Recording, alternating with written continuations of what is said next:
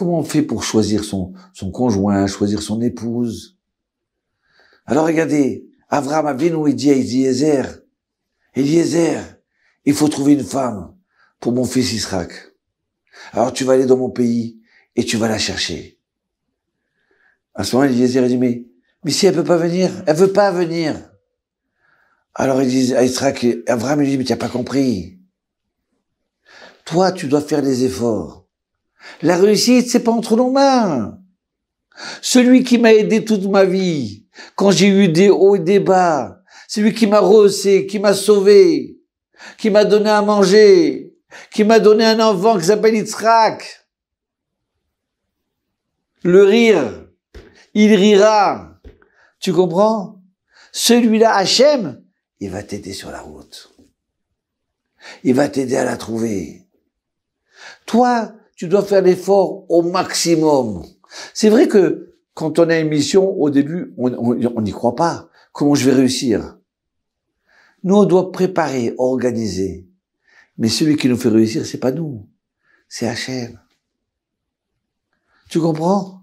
Donc, c'est des gens qui disent, ah, maintenant, ça y est, c'est le moment de marier. Alors maintenant, je vais chercher, je veux une petite, je veux une grande. D'accord. Choisis tout ce que tu veux. Mais c'est Hachem qui te l'a fait trouver. Si tu te relis pas en direction et tu penses que tu vas se servir de tes yeux et de ta tête, combien de fois tu rentres dans un mur, que Dieu nous en préserve?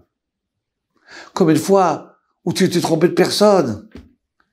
Et qui sait, si il faut choisir son conjoint, il faut avant tout se relier à Hachem. Je fais des efforts, mais c'est lui qui va la trouver. Et ce qui est drôle, c'est quoi? C'est que ce passage-là, chaque fois qu'il y a des nouveaux mariés, le samedi, il lit ce passage-là. Pour nous dire, voilà, tu vas monter ta famille, tu vas acheter ta maison, tu vas travailler. Mais sache une chose, qu'il faut que tu commences par la Emouna. Il faut que tu commences par une confiance en Dieu. Comme mes parents, ils ont réussi, comme moi, je vais réussir en croyant en Dieu. Parce que c'est lui qui met les points sur les i. Voilà le message qu'Abraham il transmet.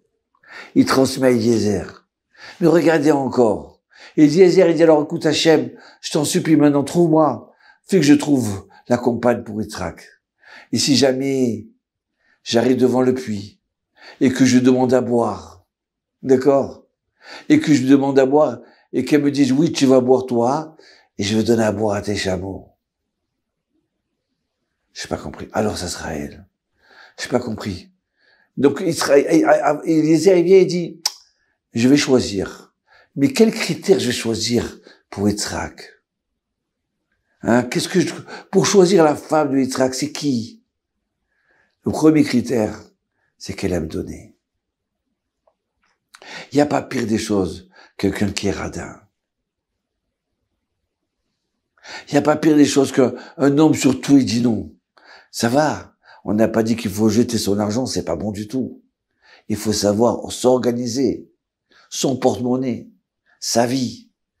Mais quelqu'un qui garde tout pour lui, qui donne rien. Le monde, il a été créé sur la bonté.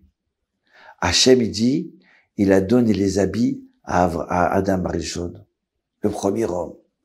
Et la Torah se termine par de la bonté. Hachem, il a enterré lui-même Moshe Rabbeinu. Donc la première base, c'est quelqu'un qui aime donner. Alors je vais choisir mon conjoint. Mais attends, non, mais j'ai pas compris. Mais avant tout, je dois choisir si elle est belle, si elle est vilaine, si c'est pas ça que je... Non. Combien de fois on a trouvé un beau garçon ou une belle fille et en fin de compte, c'est un sorcier, c'est une sorcière. Il y a pas pire. Alors avant, ils choisissaient quelqu'un qui était riche pour se marier. Et alors? C'est la richesse. C'est ça qui va définir qui va être mon compagnon, qui va être ma compagne. Non, pas du tout. Avant tout, la richesse, l'amour. Bien sûr que c'est important. C'est important que le feeling il me passe. D'accord? Mais avant de choisir, écoutez bien, l'être humain il est conçu d'un cocher et d'un cheval. C'est le cocher qui doit diriger le cheval. Le cocher, c'est la tête. Le cheval, c'est le cœur. Si je mets mon cœur qui s'emballe, alors à ce moment-là, même si elle n'est pas pour moi, je veux que elle.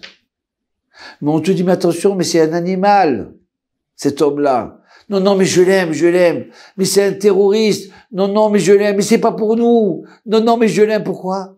Parce que tu avais marché ton cœur avant. Avant tout, faire marcher ta tête. C'est ça qui nous transmet Eliezer.